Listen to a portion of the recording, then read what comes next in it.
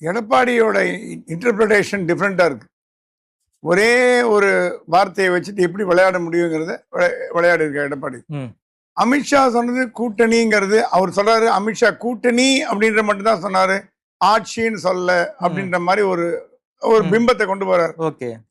ஆனா என்னை பொறுத்த வரைக்கும் supposing on its own AIADMK majority வந்துட்டு வச்சுங்க, கூட்டணி ஆட்சி வர்றதுக்கு வாய்ப்பு இல்லை, கண்டிப்பா வாய்ப்பு இல்லை. ஏதாவது ஒரு 2 மந்திரி பதவி கொடுப்பாங்க, ஏதாவது ஒரு மினிஸ்டர், ஏதாவது ஒரு சபாநாயகர் இல்லை துணை சபாநாயகர் அந்த மாதிரி கொடுத்து பண்ணலாமே தவிர ஆட்சியில பங்குன்னு கேட்க முடியாது. என்ன மெஜாரிட்டி ஏடிஎம்கே வந்தா இருந்தால் இல்லையா மைனாரிட்டி கவர்மெண்டா இருந்தது, உங்களுக்கு வந்து பாஜகவோட ஆதரவு தேவைப்பட்டது, 20 எம்பி 20 எம்எல்ஏ 30 எம்எல்ஏ தேவைப்பட்டதுன்னா அப்ப கண்டிப்பா கூட்டணி ஆட்சியாக தான் இருக்கும். இதை முடிவு பண்ண போறது எடப்பாடியோ அமித்ஷாவோ இல்லை, தமிழக மக்கள் தான் தேர்தலில் முடிவு பண்ணும். ஏன்னா இப்போ உட்காந்து என்னென்னா பேசலாம், முழு ஆட்சிக்கு வரலாம் முழு ஆட்சிக்கு வரலான்னு. கலைஞர் அப்படிதான் பேசினாரு, அவரே மைனாரிட்டி கவர்மெண்ட் தான் கொடுத்தாரு. ஆனாலும் கூட்டணி ஆட்சி அவருக்கு ஒத்துக்கல, கூட்டணி ஆட்சி ஒத்துக்கல. அந்த மாதிரி இவர் கலைஞர் மாதிரி இவரும் தைரியமா கூட்டணி வேணாம் நான் மைனாரிட்டி கவர்மெண்ட் கொடுப்பேன்னு ஒத்துப்பாரா? அந்த அளவுக்கு ஒரு ஒரு தைரியசாலியா ஒரு திறம்பட நடந்துப்பாரா அப்படிங்கிற கேள்வி வேற வருது. இதுல என்னன்னா கூட்டணி ஆட்சின்னு வந்ததுன்னா என்ன, ஏன் நீங்க கேட்கலாம், ஏன் பயப்படுறாங்கன்னு கேட்கலாம். என்னத்தினால அதிமுக பயப்படுது கூட்டணி ஆட்சி? இப்ப காமன் மினிமம் பிளான் போட போறாங்க, common minimum agenda, common minimum programme, CMP common minimum programme. அந்த காமன் மினிமம் ப்ரோக்ராம்ல என்னெல்லாம் சொல்லிருக்காருன்னா, எடப்பாடி இஸ்லாமியர்களுக்கு சலுகைகள் அறிவிங்க, ஏன்னா இஸ்லாமியர் வாக்கு எங்களுக்கு வரணும், சிறுபான்மையினர் வாக்கு எங்களுக்கு வரணும். அவங்களுக்கு ஏதாவது ஆல்ரெடி இப்போ வக்ஃப் போர்டில் கொஞ்சம் பிரச்சனை ஓடிட்டு இருக்கு, இது மோடி தான் பண்ணாருன்றாங்க. வக்ஃப் போர்டு வந்து இஸ்லாமியருக்கு நல்லது தான் பண்ணியிருக்கே தவிர கெட்டது பண்ணல. இருந்தாலும் அந்த எதிர்கட்சிகள் திருப்பி விடுது. அந்த மாதிரி அந்த பாயிண்ட் சொன்னானா அமித்ஷா சொன்னாரா, கண்டிப்பாங்க நம்ம வந்து இஸ்லாமியர் வாக்கு நமக்கு தேவைதான். தமிழ்நாடு மாதிரி மாநிலங்களில் வந்து யாரையும் ஒதுக்கி வைக்க முடியாது. நம்ம அந்த காமன் மினிமம் பிளான்ல உட்காந்து பேசி என்னென்ன அவங்களுக்கு நல்லது பண்ண முடியும், தட் இஸ் ஆட்சி அமைச்சால், அதிமுக ஆட்சி அமைச்சால் அவங்களுக்கு என்னது நல்லது பண்ண முடியும். ஏன்னா Modi is for minorities, Modi is for இஸ்லாமியர். அது சொன்னாராம். மோடி ஜெயிச்சதுக்கு காரணமே குஜராத்ல இஸ்லாமியர் தான், பழனிசாமி, அதை மறந்துடாதீங்க. மோடி குஜராத்ல சீஃப் மினிஸ்டர் ஆனதுக்கு காரணமே இஸ்லாமிய வாக்கு தான், ஏன்னா குஜராத்ல வந்து இஸ்லாமியர் அதிகம். அந்த ஒரு கணக்கு கால்குலேஷன் பிரகாரம் பார்த்தீங்கன்னா மோடிக்கு என்னைக்குமே இஸ்லாமியர் மீது ஒரு வெறுப்போ கோபமோ கிடையாது. கோத்ரா கலவரம் வந்து அதுக்கு டைரக்டா மோடியை சொல்ல முடியாது. மோடி பீரியட்ல நடந்ததை தவிர டைரக்டா மோடி அப்படி பார்த்தீங்கன்னா வேங்க வயலுக்கு சிஎம்க்கு சம்மந்தம் கிடையாது, அவர் ஆட்சியில் நடந்தது. அவர் ஆட்சியில் நடந்தப்பட்டு அது வந்து அது இந்தியாவுக்கு ஒரு தலைகுனிவான்னு கிடைக்குன்னா தலைகுனிவு தான். ஆனால் அதுக்கும் மோடிக்கு டைரக்டா கனெக்ஷன் இல்லைன்னு சுப்ரீம் கோர்ட்டே சொல்லிடுச்சு. ஆகவே அந்த மாதிரி ஒரு பிளான், இந்த காமன் மினிமம் பிளான் என்ன இருக்குன்னா, பாஜகவோட நெகட்டிவ் ஃபோர்ஸஸ் எல்லாம் எடுக்கிறதுக்கு உண்டான ஒரு வழிமுறையா பிளான் பண்ண போறாங்க. ஹிந்தி நீட்டு இதெல்லாம் கிடையாது, இந்தியை பத்தி பேசக்கூடாது, இந்தியை திணிக்க மாட்டோம்னு அஷூரன்ஸ் கொடுக்கணும், நீட் பத்தி பேசக்கூடாது. இந்த மாதிரி முக்கியமான விஷயங்கள், நீங்க ஜல்லிக்கட்டை பத்தி பேசுங்க, அதெல்லாம் பேசுங்க. என்னென்ன மத்திய அரசாங்கம் என்னென்ன பண்ணிருக்கு தமிழ்நாட்டில் அதெல்லாம் பேசுங்க, அதெல்லாம் வேணாங்களே. ஆனா தமிழ்நாட்டுக்கு நீங்க ஏதாவது ஒரு உறுதிமொழி கொடுக்கணும்னு கேட்டாராம் எடப்பாடி அமித்ஷாட்டு. அமித்ஷா கிட்ட என்ன உறுதிமொழி, என்ன நீங்க என்ன வாட் இஸ் இன் மைண்ட், என்ன எதிர்பார்க்குறீங்கன்னு கேட்டாராம். இல்லை சார், இப்போ வந்து திமுக சொல்லுது எங்களுக்கு கொடுக்க வேண்டிய பணத்தெல்லாம் கொடுக்கவே மாட்டேங்குது, மத்திய அரசாங்கம் பிடுங்கி வச்சுக்கிச்சு, எங்களுக்கு கொடுக்க வேண்டிய இந்த நிலுவைத் தொகையெல்லாம் வரல, நிதி கொடுக்க மாட்டேன்றாங்க, அது வந்து பாஜக தான் காரணம் சொல்றாங்க. அது பொய்ன்னு நம்ம நிர்மலா சீதாராமன் ப்ரூவ் பண்ணாட்டு கூட இவங்க சொல்லிட்டு இருக்காங்க. நீங்க வந்தா என்னென்ன திட்டங்கள் தமிழ்நாட்டுக்கு கொண்டாடுவீங்க, இன்க்ளூடிங் கச்சத்தீவு, எங்களுக்கு ஸ்டேட்மெண்ட் மாதிரி போடுங்க. ஒரு காமன் மினிமம் ப்ரோக்ராம் வச்சுட்டு அது பேசிஸ் நம்ம தேர்தலை சந்திப்போம். ஸோ பாஜகவும் இறங்கி வந்திருக்கு. பாஜகவும் அதிமுகவோட ரொம்ப முரண்டு பிடிக்காம common minimum agenda, that is இதை தவிர வேற எந்த மேட்டரும் பேசக்கூடாது. இப்போ வந்து திமுகவின் வேட்பாளர்கள், பாரதிய ஜனதா கட்சி வேட்பாளர்கள், கூட்டணி கட்சி வேட்பாளருக்கு ஒரு பிரீஃப் கொடுக்கப்படும்.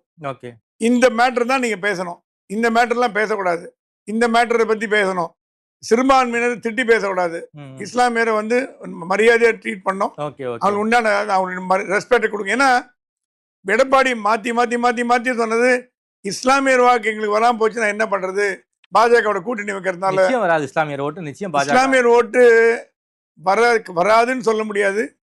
60-40 வரலாம், 60 டிஎம்கே போகும், 40 வரலாம், இல்லை 70 டிஎம்கே போகும், 30 வரலாம். ஆனா இவர் அண்ணாமலை வந்து எப்படி ஒரு தண்ணீர் இல்லா தலைவரா இருந்த மாதிரி அந்த தைரியமா அந்த அப்ரோச் வந்து எடப்பாடிட்ட இல்ல. இன்னும் பயப்படுறாரு. எப்படி தேர்தல் நடக்குமோ, எப்படி ஜெயிக்க முடியுமோ அப்படின்னு. அந்த பயத்தை அமித்ஷா சொன்னா, நாங்கெல்லாம் இருக்கும் கவலைப்படாதீங்க, உங்களுக்கு இஸ்லாமியர் வாக்கு வர்றதுக்கு உண்டான ஹெல்ப்லாம் நாங்கள் பண்ணி தரோம்.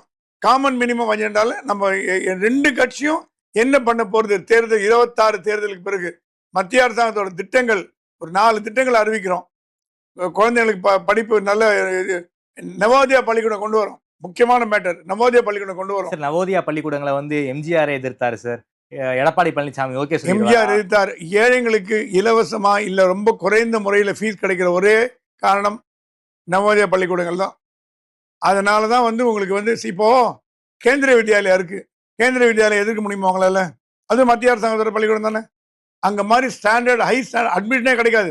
முன்னெல்லாம் ஒரு எம்பி 1 லட்ச ரூபா கொடுத்து ஒரு கையெழுத்து போட்டு 10 சீட் எம்பி கொடுத்துருந்தாங்க. மோடி ஒழிச்சார் அது. ஏன்னா 10 லட்ச ரூபா வருஷத்துக்கு பண்றாங்கன்னு தெரிஞ்சு போச்சு. கிளீனா அந்த ஸ்கீமே அபாலிஷ் பண்ணிட்டார். எம்பி கோட்டா கிடையவே கிடையாதுன்ட்டார். அந்த ஸ்கூல்ல படிக்கிற பசங்களாம் ஐஏஎஸ், ஐபிஎஸ், ஐஐடி, கிண்டி இன்ஜினியரிங், அண்ணா யூனிவர்சிட்டின்னு போறதுங்க. நம்ம தமிழ் பள்ளிக்கூடத்தில் படிக்கிற குழந்தைகள்லாம் எஸ்எல்சியே தாண்ட மாட்டேங்குதுன்னு வருத்தப்பட்டாராம். சார் இந்தியாவை விட நாம தான் சார் கிராஸ் என்ரோல்மெண்ட் ரேஷியோ அதிகமா இருக்கு. இதெல்லாம் 50% சொல்லிக்கலாமா? ஆனா 8ஆம் கிளாஸ் படிக்கிற பையனுக்கு 3ஆம் கிளாஸ் படிக்கிற தமிழ் புக்கை படிக்க தெரியல. இதான் உண்மை. இது வந்து ஒரு ஹெட் மாஸ்டர் என்கிட்ட சொன்னார். 8ஆம் கிளாஸ் படிக்கிற பையனுக்கு 3ஆம் கிளாஸ் இங்கிலீஷும் தெரியல, 3ஆம் கிளாஸ் தமிழும் தெரியல. ஸோ இப்போ பல்வேறு வகையான அமைப்புகளை வச்சு காமன் மினிமம் ப்ரோக்ராம் வச்சுட்டு அதுலேருந்து வரலான்னு ஒரு பிளான்.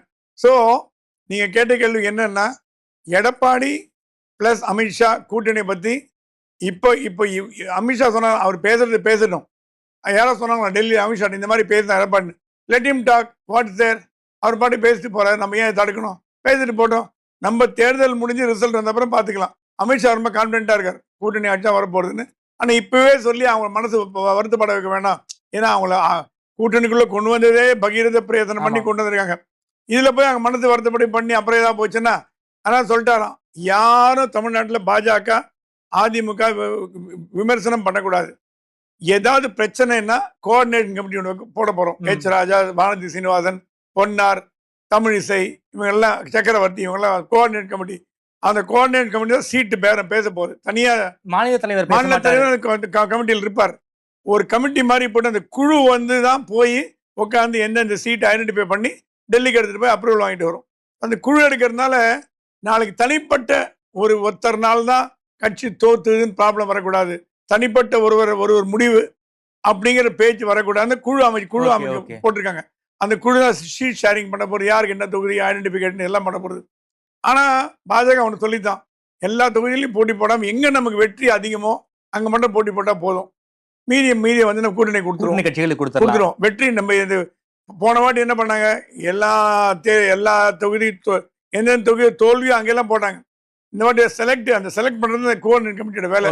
எந்தெந்த தொகுதி நமக்கு சேஃப் தொகுதி, அதுல வந்து ஏடிஎம்கே பேசி அந்த தொகுதியை வாங்குறதா நம்மளோட ஐடியான்னு பிளான் பண்ணிருக்கோம். Okay sir. குறிப்பாக மாநில தலைவராக நயினார் அவர்கள் இன்று பொறுப்பேற்று கொண்டார். குறிப்பாக இந்த தமிழ்நாடு பாலிடிக்ஸ்ல அண்ணாமலையுடைய ரோல் இனிமே என்னவா இருக்க வாய்ப்பு இருக்கு? நயினார் அவர்களுக்கு நம்மளுடைய வாழ்த்துக்கள். புதிய தலைவராக பொறுப்பேற்கிறார். சிறந்த மனிதர், அதுல ஒன்றும் குறைச்சல் இல்லை. ஜென்டில்மேன். அவர் நயினாரை பத்தி பண்ணையார்னு சொல்லுவாங்க. நான் சொல்லுவேன் ஜென்டில்மேன் பண்ணையார்னு சொல்லுவேன். ஏன்னா வந்து யார் மனதையும் புண்படுத்த மாட்டார். அவர் ஒரு அவர்கிட்டேருந்து ஒரு கடும் சொல்லோ சுடு சொல்லோ வந்து நான் பார்த்ததில்லை. எல்லாத்தையும் அரவணைச்சுன்னு போவார். ஆனா என்ன ஒரு பிரச்சனைனா, முன்னாடி இருந்த அண்ணாமலை இவருக்கும் ஆட்டோமேட்டிக்காவே கம்பேரிசன் ஆரம்பிச்சிடும். அது என்ன விரும்பலையோ, அண்ணாமலை இருந்தா இப்படி பண்ணியிருப்பாரோ, அண்ணாமலை இப்படி பண்ணியிருந்தாரு, அது வந்து ஒரு நேச்சுரல் கராரி மாதிரி தான் இருக்கும். ஆனா அண்ணாமலை என்ன சொல்றாருன்னா, நான் வந்து தமிழ்நாடு அரசியல்ல கட்சி சார்பில் ஈடுபட மாட்டேன். கட்சியோட ஒர்க் கமலாலயத்துல இருந்து உட்காந்துட்டு அந்த மாதிரி பண்ண மாட்டேன். நான் என்னோட கேம்பெயின் மட்டும் பண்ணிக்கிறேன். ஸோ டெல்லியில வந்து இப்போ இந்த வாரம் பிஎம்ஐயும் ஹோம் மினிஸ்டரையும் சந்திக்கிறார். போயிட்டு வந்துட்டார். இமயமலை போயிட்டு வந்துட்டாரு. ஏன்னா டெல்லியில பிஎம் அப்பாயின்மெண்ட் கிடைக்கல. பிஎம் அப்பாயின்மெண்ட் அடுத்த வாரம் கூப்பிட்டு இருக்காரா, டெல்லியில வேஸ்ட் பண்ண வந்துட்டாரு. பிஎம் அப்பா சொல்ல போறாராம், அவருக்கு 2-3 போஸ்ட் ஆஃபர் பண்ணிருக்காங்க. முன்ன வந்து பாஜகவோட தேசிய பொதுச் செயலாளர் பதவி, வெரி பவர்ஃபுல் போஸ்ட் இன் பிஜேபி. ஆல் இந்தியாவோட பாஜகவின் தேசிய பொதுச் செயலாளர் பதவி. 2வது போஸ்ட் வந்து அவருக்கு மத்திய மந்திரி சபையில அகாமடேட் பண்ணலாம் அப்படின்னு. 3வது வந்து அஜித் தோவல் வந்து இன்னொரு ரிட்டையர் ஆகாம உட்காந்துருக்கு. அவர் போறேன்னு சொல்லிட்டு இருக்காரு. ரீப்ளேஸ்மெண்ட் இல்ல. ரவியை கேட்டாங்களா, ரவி சொன்னாராம் யோசிச்சு சொல்றேன்னாராம். NSA director. NSA டைரக்டரா, நேஷனல் செக்யூரிட்டி அட்வைசர், தேசிய பாதுகாப்பு ஆலோசகர். அந்த போஸ்ட் அண்ணாமலை கொடுக்க ஆஃபர் பண்ணாங்களாம். ஓகே. அவன் அண்ணாமலை சொன்னாலும் அது ரிட்டையர்மெண்ட் கம்யூனிட்டி, ரிட்டையர் ஆனவங்களாம் இருக்க போஸ்ட், நீங்க கவர்னர் மாதிரி நான் இன்னும் ஆக்டிவா இருக்கேன், அப்புறம் வேணா ஒரு 30 வருஷம் கழிச்சு எடுத்துக்கலாம், இப்ப தேவையில்லை. நான் ஒன்னு சொல்றேன், நான் தமிழ்நாட்டுல கேம்பெயின் பண்றேன், தேர்தல் போது கேம்பெயின் பண்ணி தரேன். என்னுடைய ஆதரவாளர்கள் அத்தனை பேரையும் அப்படியே லட்டு மாதிரி பிஜேபி அதிமுக உடனே போட வைக்கிறேன். எனக்கு எந்த விதமான மனமாச்சரியமும் கிடையாது. I will campaign for BJP ADMK and I'll make sure that the BJP and ADMK comes to power. ஆட்சிக்கு வரும். நம்மளோட ஒரே கொள்கை திமுக அகன்றோம். ஆகவே தேர்தலில் வந்து அண்ணாமலை பிரச்சாரம் செய்வாரானா, இப்ப இருக்க கண்டிப்பா பிரச்சாரம் செய்வார். அதிமுக பண்ணுவாரானா அது கொஞ்சம் டவுட்ஃபுல். பட் அது கூட பண்றதுக்கு வாய்ப்பு இருக்கு. ஏன்னா வந்து ஒரு ஸ்டேஜுக்கு அப்புறம் எல்லாம் மறந்துட்டு மறப்போம் பண்ணிப்போம்னு. அதே நேரத்தில் ஒண்ணு கவனிக்கணும், அவர் ஒரு பேச்சில் வந்து அவர் பதவி விட்டு எங்கிறதுக்கு முன்னாடி ஸ்பீட் பிரேக்கர்ன்ற வார்த்தை யூஸ் பண்ணார். ஸ்பீடா வந்தங்க, இப்ப ஸ்பீட் பிரேக்கர், இப்ப ஏறி இறங்கி திருப்பி ஸ்பீடா பிடிக்கணும். அதை வந்து அண்ணாமலை ஆதரவாளர்லாம் என்ன சொல்றாங்கன்னா, இந்த ஸ்பீட் பிரேக்கர் ஸ்பீடு நிறுத்தி ஸ்லோவா போறது ஒரு வருட காலம். தேர்தல் 26 வரைக்கும் நயினார் இருப்பாரு. தேர்தல் முடிஞ்சு கூட்டணி ஆட்சி அமைச்சோ இல்ல அதிமுக ஆட்சி அமைச்சோ வந்த பிறகு திருப்பி அண்ணாமலை தலைவராக கொண்டு வருவான்னு சொல்ற. இது எவ்வளவு நடக்க போறதுன்னு தெரியல. ஆனா அப்படிதான் வந்து அண்ணாமலையோட ஆதரவாளர்கள் ஒரு கருத்தை வச்சிருக்காங்க. அண்ணாமலை திருப்பி மறுபடியும் தலைவராக வந்துருவாரு, வந்து எங்க விட்டாரோ அதே இடத்துல திருப்பி தொடருவாரு அப்படின்ற மாதிரி. இதெல்லாம் போக போக தான் நான் பார்க்கணும். Okay sir. அப்படின்னா வந்து தமிழ்நாட்டில் தான் ஒரு பாலிடிக்ஸ் பண்ண போறாரு. தமிழ்நாட்டில் தான் பாலிடிக்ஸ் பண்ண போறாரு. டெல்லிக்கு போறது அப்படி அகில இந்திய பொதுச் செயலாளர் பதவி ஒத்துண்டா கூட வாரத்துல 2-3 நாள் தமிழ்நாட்டில் பாலிடிக்ஸ் பண்றதுக்கு வாய்ப்பு உண்டு. இப்ப எல் முருகன் மந்திரியா இருக்காரு, தமிழ்நாட்டிலே தான் இருக்காரு. ஆமா, ஒன்றும் போற மாதிரி தெரியலையே. ஆளுநர்கள் அப்படி இல்லை. சிபி ராதாகிருஷ்ணன், எல் கணேசனும் தமிழ்நாட்டை வந்து பாலிடிக்ஸ் பண்ண முடியாது. அவங்க வந்து ஒரு வீக்லி ஒன்ஸ் சாட்டர்டே சண்டே வரலாம், ஃபேமிலியை பார்க்கலாம், போயிட்டே இருக்கலாம். ஆனா அவர் அப்படி இல்லை. ஆகவே எல் முருகன் மாதிரி தமிழ்நாடு அரசியலை கையில எடுத்து மேபி இப்படி வேணா பண்ணிக்கலாம். அகில இந்திய பொதுச் செயலாளர் வாங்கிட்டு தமிழ்நாடு இன்சார்ஜ்னு அவரை போடலாம். இப்ப போட்டிருக்காங்களே சுதாகர் ரெட்டி, அந்த மாதிரி கிஷன் ரெட்டி, அந்த மாதிரி ஒரு தமிழ்நாடு இன்சார்ஜ் ஒரு பொறுப்பு ஏதாவது கொடுத்து பண்ணலாம். சார், அண்ணாமலையும் பண்டி சஞ்சயையும் கம்பேர் பண்ணிலாம் பல பேர் பேசிக்கிட்டு இருக்காங்க. அந்த கம்பேரிசன் சரிதானா? பண்டி சஞ்சய் என்ற ஒரு பாஜகவோட தலைவர் தெலுங்கானால இன்னைக்கு மினிஸ்டர் அப்படி உழைச்சார். சென்ட்ரல் மினிஸ்டர் அப்படி உழைச்சார். அந்த மாநிலத்தில் அந்த கட்சியை 0லேருந்து ஒரு 60-70 வரைக்கும் கொண்டு போனது ஒரு மிகப்பெரிய பங்கு உண்டு. அவர் தான் அடுத்த முதலமைச்சர் கேண்டிடேட்னு சொல்லிட்டாங்க. எல்லாம் சொல்லியாச்சு. அவருக்கு உண்டான மரியாதையும் கொடுத்தாங்க. அவர் வந்து அப்படி ஒரு heart worker, strategist. Bandi Sanjay is strategist, not ordinary man. Election முன்னாடி கரெக்டாக அவர் தூக்கிட்டாங்க. தூக்கிட்டு வேற யாரோ ஒருத்தர் போட்டாங்க. பாஜக படுதோல்வி அடைஞ்சது. கிஷன் ரெட்டி போட்டாங்க, படுதோல்வி அடைஞ்சது. அங்க வந்து திருப்பி வந்து ரேவந்த் ரெட்டி காங்கிரஸ் வந்து முதலமைச்சராக வந்துட்டார். அதே மாதிரி தமிழ்நாட்டில் தேர்தலுக்கு முன்னாடி அண்ணாமலை எடுத்தது பாஜக பின்னடைய வரும் அவரோட ஆதரவாளர்லாம் பேசுறாங்க. ஓரளவு இதுல உண்மை இருக்கு. ஏன்னா இப்போ பண்டி சஞ்சய் எடுத்தவங்களால அண்ணாமலை எடுக்கிறது எவ்வளவு நேரம் ஆகுது? அதே தப்பை தான் பண்றாங்க. அவங்க என்ன சொல்றாங்க, அண்ணாமலை ஆதரவாளர்லாம் பாஜகவோட தலைமை ஒன்றும் தப்புலன்னு திருத்திக்கல. பண்டி சஞ்சய் அண்ணன் சீஃப் மினிஸ்டரா வந்திருக்க மெட்டீரியல். அவர் கொஞ்சம் விட்டு தானே சிஎம்மா வந்திருப்பாரு. ஆட்சியே போச்சு. தமிழ்நாட்டில் அதே மாதிரி ஆட்சி அண்ணாமலை இருந்தானா ஒரு புலி வேகத்துல பாஞ்சு ஜெயிக்க வச்சிருப்பாரு. அது திருப்பி அவரையும் பேக் அடிக்க வச்சு பண்ணீங்க. ஸோ அதே தப்பை மறுபடியும் பண்றாங்க. அதுக்கு உண்டான பலனை அனுபவிப்பாங்கிறது அவரோட ஆதரவாளரோட பேச்சு. இது வந்து கம்பேரிசன் ஓரளவுக்கு ஓகேவா இருந்தா கூட என்ன நடக்க போறதுங்கிறது நம்ம வந்து அடுத்த தேர்தலுக்கு அப்புறம் தான் பார்க்க முடியும். Okay sir. சமீபத்தில் ஒரு பாரம்பரியமிக்க ஒரு தொலைக்காட்சி சேனலுக்கு வந்து துக்ளக் ஆசிரியர் குருமூர்த்தி அவர்கள் வந்து ஒரு பேட்டி கொடுத்தாரு. அதுல அண்ணாமலையை குறிப்பாக வந்து இந்த பார்ட்டி ஆர்கனைசிங் பண்ற வேலைகளை வந்து ஈடுபடுத்தப்படலாம் அப்படிங்கிற மாதிரி சொல்லியிருக்காரு. குறிப்பா டெல்லி பதவியா தான் இருக்குங்கிற மாதிரி ஒரு ஹிண்ட் வச்சு பேசியிருக்காரு. அவர் பேச்சுக்கு ஆர்எஸ்எஸ்க்குள்ள ஒரு மரியாதை இருக்கு, ஒரு ஐடியலாக வேற ஆர்எஸ்எஸ் ஆல பார்க்கப்படுகிறார். என்ன சார் நடக்க வாய்ப்பு இருக்கு? குருமூர்த்தி வந்து மத்திய தலைமையிட்ட சொல்லிட்டாராம், அண்ணாமலையை நீங்க பயன்படுத்திக்கலாம்னா வேஸ்டா போயிடும். இவ்வளவு தூரம் அவர் வந்து கட்சியை வளர்த்து முன்னு கொண்டாந்து ஆட்களை திரட்டி எல்லாம் பண்ணதுக்கு அப்புறம் அவர் நீங்க அப்படியே அம்மோன்னு விட்டீங்கன்னா வேஸ்டா போயிடும். டெல்லி சொல்லிட்டேன், இல்லை குருஜி கண்டிப்பாக வந்து நாங்கள் அண்ணாமலை யூஸ் பண்ணிப்போம். பட் அவர் ஒன்றும் இஸ் அன்டிசைடட், என்ன ஒண்ணுங்க அன்டிசைடடாக இருக்காரு. அப்போ குருமூர்த்தி சொன்னாலும் அவர் வந்து கட்சி வேலைகளில் ஈடுபடுங்க, ஆட்சியை பற்றி அப்புறம் பார்க்கலாம், கட்சி வேலைகள் ஈடுபட வைங்க. இப்போ ஒரே ஒரு எக்ஸாம்பிள் கொடுத்தாங்களாம், தமிழிசை கூட தான் முன்னாள் தலைவர், அவங்க பாட்டு மைக்க பிடிச்சி பேசலையா. ஹெச் ராஜா கூட தான் கட்சியோட பொறுப்பாளர். ஸோ அந்த மாதிரி இவரோட தனி ட்ராக்ல போனால் கூட, அண்ணாமலை தனி ட்ராக்ல போய் கேம்பெயின் பண்ணால் கூட லாபம் அடைய போகிறது பாஜக தான். அண்ணாமலைக்கு பெரிய லாபம் கிடையாது, பாஜக தான் லாபம். 4 திக்குலேருந்து 4 பேர் வந்து பாஞ்சு போனாங்கன்னா அது எல்லாமே அண்ணாமலை மாதிரி ஹெச் ராஜாவோ அப்புறம் தமிழிசையோ பொன்னாரோ அவங்க ஊர்ல கேம்பெயின் பண்ணாங்கன்னா அந்தந்த ஊர்ல அந்த அந்த அந்த பலம் வந்து பாஜக கூடும். ஸோ அண்ணாமலைக்கு வந்து பொறுப்பு கொடுக்கப்படலாம், அகில இந்திய பொறுப்பு. ஏன்னா அவரோட ஸ்டேச்சருக்கு வந்து ஆல் இண்டியா போஸ்டா தர முடியும். ஆல் இண்டியா போஸ்ட் கொடுத்துட்டு நிர்வாகத்தை கவனிக்கிற மாதிரி கட்சி நிர்வாகம் அகில இந்திய லெவல்ல இருந்து, தமிழ்நாடு லெவல் போட்டீங்கன்னா உங்களுக்கும் அவருக்கும் கிளாஷ் ஆயிடும். அது பண்ண விட மாட்டாங்க டெல்லியில, ரொம்ப கிளவரா இருப்பாங்க. ஆல் இண்டியா இப்போ எல்முருகன் வராரு பேசுறாரு போயிட்டே இருக்க, யாரும் கேட்கறது இல்லை, ஏன்னா அவர் மத்திய அமைச்சர். அந்த மாதிரி அவர் டெல்லியில ஒரு போஸ்ட் கொடுத்துட்டு தமிழ்நாடு அடிஷனல் சார்ஜ் அந்த மாதிரி கொடுப்பாங்களோன்னு எனக்கு டவுட்டா இருக்கு. சார், வரக்கூடிய எலெக்ஷன்ஸ்ல அண்ணாமலை வந்து எம்எல்ஏவா கண்டெஸ்ட் பண்ண வாய்ப்பு இருக்குமா? அண்ணாமலைக்கு போட்டி போட மாட்டான்னு தான் நினைக்கிறேன். ஏன்? ஏன்னா அண்ணாமலை போட்டு ஜெயிச்சாருன்னா அதிமுக தயவுல ஜெயிச்சாருப்பா. அதிமுக வந்து அவ்வளவு திட்டினாரு, அதிமுக கூட்டணி வேண்டான்னு அதுல அதிமுக தயவுல ஜெயிச்சாரு என்று கெட்ட பேர் வரும்னு அவருக்கு தெரியும். லாஸ்ட் எலெக்ஷன்ல அரவக்குறிச்சியில போட்டி போட்டாரு. அது லாஸ்ட் எலெக்ஷனுக்கு இப்போ நிறைய வித்தியாசம் இருக்கு. Much water is flown under the bridge. இப்போ வந்து நிறைய பழைய அதிமுகவும் இல்லை, பழைய அண்ணாமலையும் இல்லை, புதிய பரிமாணங்கள் எடுத்தாங்க 2 பேருமே. எனக்கு தெரிஞ்சு அண்ணாமலை போட்டி போட மாட்டான்னு நினைக்கிறேன். மேபி அவருக்கு ஏதாவது ராஜ்யசபா எம்பியோ அந்த மாதிரி ஏதாவது கொடுத்து அழகு பார்க்கலாம். ஏன்னா தமிழ்நாட்டில் இல்லையா, அப்படி இல்லையா சப்போசிங் கூட்டணி மந்திரி சபை வந்ததுன்னா அவரை வந்து உடனடியாக அவரை துணை முதலமைச்சர் ஆக்கிட்டு அவரை வந்து இம்மீடியட்டாக வந்து ஏதாவது ஒரு கான்ஸ்டியூன்சியில் போட்டு எம்எல்ஏ ஆக்கலாம்.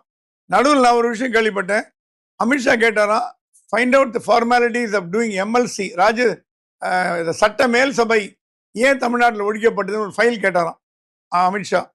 அது உடனே இவங்க எல்லாம் ப்ரிப்பேர் பண்ணி கொடுத்துருக்காங்க. சட்ட மேல் சபை வரதுக்கு வாய்ப்பு உண்டு. அமித்ஷா சொல்றாரா நம்ம கட்சி திமுகவே சட்ட மேல் சபைக்கு உருவாக்கணும்னு அவங்க லாஸ்ட் தேர்தல் அறிக்கையில சொல்லி பண்ணல. அது வந்து அதிமுகவும் பாஜக பண்றதுக்கான ஏன்னா பாஜகவோட தலைவர் எல்லாம் உள்ள கொண்டாந்துடலாம். எனக்கு தெரிஞ்சு கடைசி எம்ஜிஆர் காலத்துல மாப்போ சிவஞான தலைவராக இருந்தார், மேல் சபை தலைவராக இருந்தார். அப்ப வெண்ணிராட நிர்மலாக்கு கொடுக்கணும்னு பதவி கொடுக்கணும்னு இல்லை, முடியாது, செக் பவுன்ஸ் கேஸ் ப்ராப்ளம் வந்தோடனே எம்ஜிஆர் கோவப்பட்டு கலைச்சிட்டார், ஃபுல்லா கலைச்சிட்டார். அப்புறம் மேல் சபையே இல்லை, கலைஞரும் பண்ணல, யாரும் பண்ணல. இப்போ கட்சிக்காரங்களுக்கு எல்லாம் சீட் கொடுக்கறதுக்கு தமிழ்நாட்டு தவிர மற்ற ஊர்ல எல்லாம் இருக்குங்க. மற்ற ஊர்ல மேல் சபை எல்லா ஊர்லயும் இருக்கு. மேல் சபைங்கிறது ராஜ்யசபாவோட ஈக்குவலண்ட். சட்டசபை வந்து லோக்சபா மாதிரி, மேல் சபை வந்து ராஜ்யசபா ஈக்குவலண்ட். அமித்ஷா சொன்னா மேல் சபை லுக்ஸ் அட்ராக்டிவ் லெஜிஸ்லேட்டிவ் கவுன்சில், அது ஆங்கிலத்தில் பேர் legislative council. Legislative council looks attractive, find out possibilities அப்படின்னு உத்தரவு போட்டாரு. அதையும் எடப்பாடி பேசப்பட்டதான். எடப்பாடி சொன்னாலும் எங்க கட்சிக்காரங்க 10, 20, 40 பேருக்கு எம்எல்சி கொடுத்தா நல்லதுதாங்க, நம்ம திருப்பி கொண்டு வரலாம். அந்த எண்ணத்துலதான் பாஜகவும் இருக்கு, அதிமுகவும் இருக்கு. ஸோ மேல் சபை வருதா இல்லையா நம்ம பார்க்கணும். ஓகே சார், அப்படியே பாமக பாலிடிக்ஸ்க்கும் கொஞ்சம் போவோம். 2 பேருக்குள்ளேயும், அதாவது சீனியர் டாக்டர் ஜூனியர் டாக்டர் 2 பேருக்குள்ளேயும் சண்டை. அது வந்து ஒரு மிகப்பெரிய ஒரு பூதாகரமா மாறிடுச்சு. இதுல கருத்து சொன்ன அந்த கட்சியினுடைய பொருளாளர் திலகபாமா அவர்கள் கட்சியை விட்டு வெளியே போகணும் அப்படின்னு வந்து கட்சிக்குள்ள இருந்தே ஒரு போர்க்குறெல்லாம் கிளம்பி இருக்கு. எப்படி பாக்குறீங்க? பாமக பிரச்சனை வந்து ஈஸியா ஷார்ட் அவுட் ஆயிடும்னு பாக்குறீங்களா? அப்பாவும் பையனும், சீனியரும் ஜூனியரும் பக்கத்துல உட்காந்து பேசினாலே முடிஞ்சிடும், பேச முடியாத அளவுக்கு விரிசல் இருக்கா என்ன கட்சிக்குள்ளார? 2 டாக்டரும் சண்டை போடுறதுனால கட்சிக்காரங்களாம் பேஷண்ட் ஆயிட்டாங்க. இப்போ கட்சிக்காரன் எல்லாருக்கும் நோய் வந்துடுச்சு, அவங்க ரொம்ப வருத்தப்படுறாங்க. இது என்ன பிரச்சனைன்னா, டாக்டர் ஐயா பெரிய ஐயா வந்து தேர்தலுக்கு தேர்தல் கட்சியை கொஞ்சம் அவருக்கு வேணுங்கிற கூட்டணி அமைச்சுப்பார். அவரோட பழக்காது. அது என்ன காரணம்னு பார்த்து சில பேருக்கு தெரியும், சில பேருக்கு தெரியாது. அவருக்கு என்ன கூட்டணி வேணுமோ அந்த அவருக்கு லகுவான கூட்டணி அமைச்சுப்பார். அது வேற ஆப்போசிட் டைரக்ஷன் இருந்தாலும் அதை பற்றி கவலைப்பட மாட்டார். ஆனால் அன்புமணி அப்படி இல்லை. அன்புமணி சொல்றாரு, நம்ம பாஜகவோட தான் போனோம், என்டிஏவோட தான் போனோம். ஏன்னா மத்திய மந்திரி சபையில் இடம் வேணும்னா என்டிஏல இருந்தால் தான் முடியும், மற்ற எங்கேயும் இருக்க முடியாது. அவரு கீனா இருக்கார். ஏன்னா அவரும் மோடி சொன்னாரா நீங்க அடுத்த எலெக்ஷன்ல நீங்க வாங்க, ஜெயிச்சு வாங்க, நீங்க ராஜ்யசபா வந்து உங்க இதை கொடுத்து பண்றோம் அப்படின்னு சொல்லியிருக்காராம். It all depends on PMK vote transfer வன்னிய வாக்குகள் பாஜகவுக்கும் அதிமுக எவ்வளவு வருதுன்னு பார்த்துட்டு அன்புமணிக்கு போஸ்ட் கொடுத்து ஒரு மாதிரி. ஏன்னா அடுத்த எலெக்ஷன் இந்த தேர்தல் முடிஞ்சவொடனே ஜி.கே. வாசன், அன்புமணி எல்லாரும் கொடுக்கறதா ஒரு பிளான் வச்சிருக்காரு. மினிஸ்ட்ரி இடம் ஜி.கே. வாசனுக்கு 26 கேபினெட்ல டெல்லியில துணை அமைச்சராவோ வாடவர், ஏன்னா ரீஷபிள் நடக்க போகுது. ஓகே, அப்ப சொல்லியிருக்காங்களாம். அதனாலதான் வந்து ரொம்ப வந்து அன்புமணி வந்து கராரா இருக்காரு, நம்ம என்டியோட தான் போகணும். அமித்ஷா கூட போய் எங்க உட்காந்துட போறாரு அன்புமணி ராமதாஸ் அப்படிங்கிற ஒரே நோக்கத்தோக அன்னைக்கே வந்து அவர் கட்சியை விட்டு நீக்கிட்டேன்னு சொன்னார். அதுக்கு அன்புமணி என்ன சொன்னாரா, வீட்டுல வேணா எங்க அப்பாவா இருக்கலாம், கட்சியில் நான் தான் தலைவர், நீங்க உடனே இன்னைக்கு நாள்ல இருந்து நீங்க தான் தலைவர், இல்ல நான் தலைவர் சொல்ல முடியாது. இது எலெக்ஷன் கமிஷன்ல வந்து அங்கீகரிக்கப்பட்டது. பொதுக்குழு செயற்குழு கூட்டணும். எப்படி எடப்பாடி வந்து பொதுக்குழு செயற்குழு கூப்பிட்டு ஓபிஎஸ் வெளியில அமைச்சாரோ அந்த மாதிரி பண்ணோம். நீங்களா இது கேம் ஆஃப் செஸ் மாதிரி நாள்ல இருந்து நீ ராஜா இல்ல நான் தான் ராஜா அந்த மாதிரிலாம் சொல்ல முடியாது. எலெக்ஷன் கமிஷன் போச்சுன்னா கதை கந்தலா போடும், மாம்பழமே போயிடும், அப்புறம் மாம்பழம் அழுகி போயிடும். அதனால வேண்டாம், நான் பாக்குறேன் ரொம்ப தகராறு பண்ணுவானு பாக்குறேன். அவரே இறங்கி 2 பேரும் பேசுறதே கிடையாது. முக்கியமான தலைவரோட பேசியிருந்தேன், 2 பேரும் பேச்சுவார்த்தையே கிடையாது.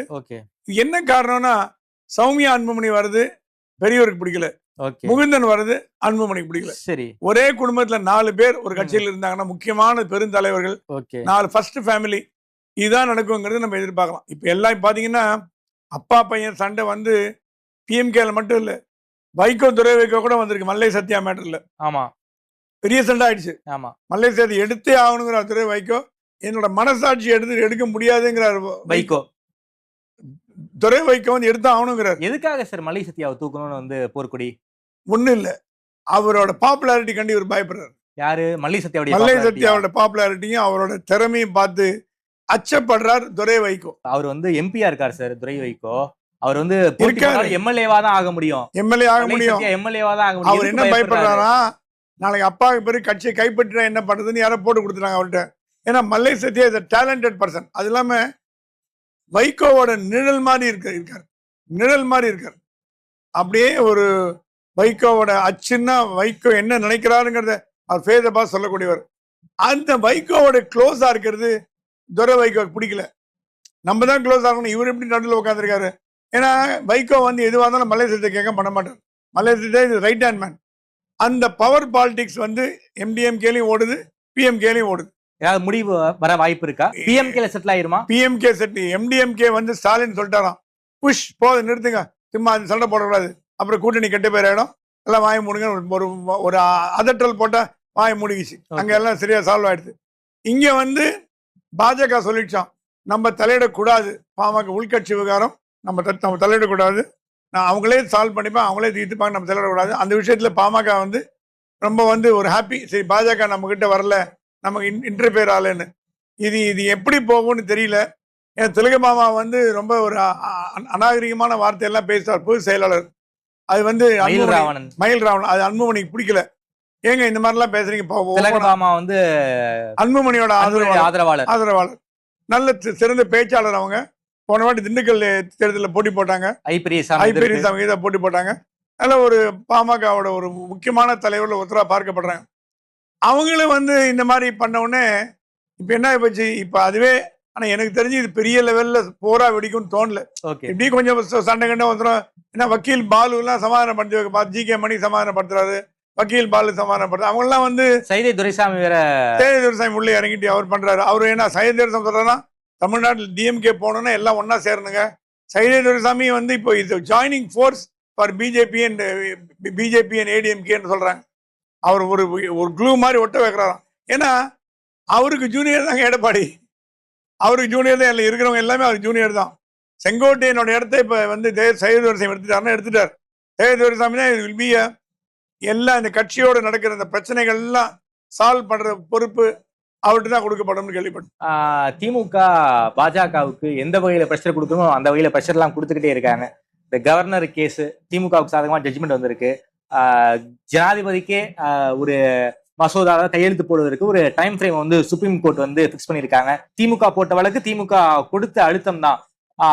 மாநில சுயாட்சி தீர்மானம் வேற சட்டசபையில போட்டிருக்காங்க. சென்ட்ருக்கும் ஸ்டேட்டுக்கும் இருக்கக்கூடிய அந்த ரிலேஷன்ஷிப்பை பத்தி ஆராய்வதற்காக ஜோசப் குரியன் தலைமையில வந்து ஒரு கமிட்டியும் ஒண்ணு போட்டாங்க. எப்படி வந்து கலைஞர் வந்து ராஜமன்னார் குழு கமிட்டி போட்டாரோ அதே மாதிரி வந்து ஸ்டாலினும் பண்ணிக்கிட்டு இருக்காரு. குறிப்பாக மம்தா, வட இந்தியாவில இந்த மம்தா போன்ற தலைவர்களை விட பாஜகவை எதிர்ப்பதுல ஸ்டாலின் ரொம்ப தீவிரமா இருக்காரு போல இருக்கே சார். ஜோசப் குரியன் ஒரு காங்கிரஸ்காரர், எல்லாருக்கும் தெரியும். அதனாலதான் காங்கிரஸ்காரர் தூக்கி ஜட்ஜா வந்து சம்பளம் கூட வேணான்ட்டாரு. அவர் தூக்கி போட்டிருக்காங்க. இதுக்கு முன்னாடி ராஜமன்னார் கமிட்டி ரிப்போர்ட் என்ன பண்ணீங்க? என்ன நடவடிக்கை எடுத்த முடிஞ்சு? தூங்குது. சென்டர் வந்து ஒண்ணுமே பண்ணலையே. இல்ல, நீங்க என்ன நடவடிக்கை எடுத்தீங்க அதன் பேர்ல? மாநில அரசாங்கம் அந்த ரிப்போர்ட்டை வச்சுட்டு என்ன பண்ண முடிஞ்சது உங்களால? ஒண்ணும் பண்ண முடியல. அதேதான் இது ஒண்ணும் பண்ண முடியாம போகுது. இது வந்து தேர்தல் நேரத்துல மக்களை திசை திருப்ப மடைமாற்றக்கூடிய ஒரு விஷயங்களா தான் பார்க்கப்படுது. பொன்முடி மேட்டர்ல இருந்து வெளியில வரதுக்கு என்ன வேணா பண்ண தயாரா இருக்காங்க. எப்படி முன்ன வந்து டாஸ்மாக் மேட்டர்ல இருந்து வெளியில வரதுக்கு கொண்டாந்தாங்களோ, இவங்க மடைமாற்றத்துல பிஹெச்டி வாங்கினவங்க, எக்ஸ்பர்ட்ஸ். அவங்கள மாதிரி பீட் பண்றதுக்கு ஆள் கிடையாது. கரெக்டா ஒரு 4 பாயிண்ட் கையில வச்சிருப்பாங்க. அப்படியே எடுத்து விட்டாங்கன்னா அப்படியே மடமாத்தி போயிடும். அதே மாதிரி இந்த மேட்டர்ல பாத்தீங்கன்னா, நான் உங்ககிட்ட சொன்னேன்னு நினைக்கிறேன் ஒரு 3 மாசத்துக்கு முன்னாடி, மத்திய அரசாங்கம் என்ன பயப்படுதுன்னா, தனிநாடு கோரிக்கை தமிழ்நாட்டிலேருந்து எழலாம் என்ற இன்டெலிஜென்ஸ் ரிப்போர்ட் டெல்லிக்கு போயிருக்குன்னு நான் சொன்னேன். அப்படி யாரும் நம்பல. இப்ப இது தனிநாடுன்னு சொல்ல மாட்டேன், ஈக்குவலன்ட் டு தட். நீங்க தனியா ஒரு எல்லாம் மாநில சுயாட்சிங்கிறது தனிநாடுக்கு அடுத்த லெவல்னு கூட வச்சுக்கலாம். இது வந்து மத்திய அரசாங்கம் கொட் அவுட் நல்லா தூங்குது. அப்ப எந்த விதமான நடவடிக்கை எடுக்கல. ஏன் நடவடிக்கை எடுக்கலன்னு தெரியல. இது இதே மற்ற மாநிலங்கள்ல பண்ணியிருந்தாங்கன்னா, கேஜ்ரிவாலோ மம்தா பண்ணியிருந்தாங்கன்னா சும்மா இருப்பாங்களா? இது பாஜக காரனே கேட்கிறாரு, மத்திய அரசாங்கம் என்னங்க பண்ணுது? இந்த மாதிரி ஜனாதிபதி கையே கட்டி போட்டு வச்சிருக்காங்க. சுப்ரீம் கோர்ட் வந்து it's taken over it's powers. அதோட பவர் வந்து எல்லை மீறி போயிடுச்சு. இப்போ ரொம்ப ஜனாதிபதியே வந்து கண்ட்ரோல் பண்ற அளவுக்கு. ஆக்சுவலா constitutional head like governor and ஜனாதிபதியை சுப்ரீம் கோர்ட் கண்ட்ரோல் பண்ண முடியாது. எப்படி ஜட்ஜஸ்க்கு வந்து இம்யூனிட்டி இருக்கோ, எப்படி அந்த ஜட்ஜ் வீட்டில் போய் ரெய்ட் பண்ணாம உட்காந்துருக்காங்களோ, ஜட்ஜ் இம்யூனிட்டி, ரிட்டையர்ட் ஜட்ஜு கூட இம்யூனிட்டி இருக்கு. ஜனாதிபதிக்கும் கவர்னருக்கு இம்யூனிட்டி எப்படி நீங்க கொஸ்டின் பண்ண முடியும்? உங்களுக்கு ஒரு ரூல், மற்றவங்களுக்கு ஒரு ரூலா? அப்படிதான் கேட்பாங்க. சட்ட வல்லுநரை கேட்கறாங்க. ஒரு முக்கியமான லாயர் சொன்னார், இது கேலி கூத்துங்கன்னார். ஜனாதிபதியை கண்ட்ரோல் பண்ற அளவுக்கு சுப்ரீம் கோர்ட் இந்தியாவில் இருக்கு. ஆனா இத்தனையும் பொறுத்து போற பாஜக என்ன காரணம்னு தெரியல. வியாபாரம் ஏதாவது அண்டர்ஸ்டாண்டிங் இருக்குமா அப்படின்னு பேசப்படுது. இது வந்து பாஜக இப்போ வீழ்ச்சி எழலைன்னா இட் பி டூ லேட். நாளைக்கு தேர்தலில் வந்து பயங்கரமான அடி வாங்கும். அதுக்கப்புறம் தான் அதுக்கு புரியும். ஓகே சார், நன்றி சார். குறிப்பாக தமிழ்நாடு அரசியல் தொடர்பான பல்வேறு கேள்விகளுக்கு ரொம்ப அறிவா பதில் சொல்லியிருக்கீங்க. நேரில் இருந்து நேரம் கொடுத்து பேசியமைக்கு நன்றி சுவாமி. நன்றி.